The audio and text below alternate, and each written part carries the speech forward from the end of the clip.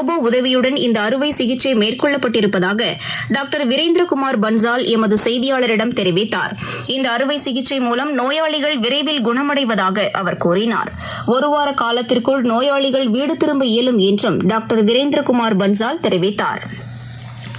நாட்டின் பல்வேறு பகுதிகளில் அடுத்த சில தினங்களுக்கு கனமழைக்கு வாய்ப்புள்ளதாக வானிலை ஆய்வு மையம் கூறியுள்ளது.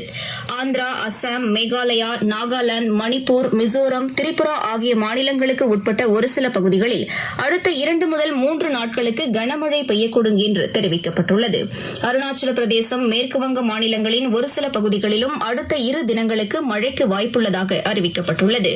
இதற்கிடையே தென்மேற்கு பருவமழை விலகி வடகிழக்கு பருவமழை வரும் 16ஆம் தேதியிலிருந்து 18ஆம் தேதிக்குள் தொடங்கக்கூடும் என்று வானிலை ஆய்வு மையத்தின் தென்மண்டல தலைவர் திருமதி அமுதா சென்னையில் செய்தியாளர்களிடம் தெரிவித்தார்.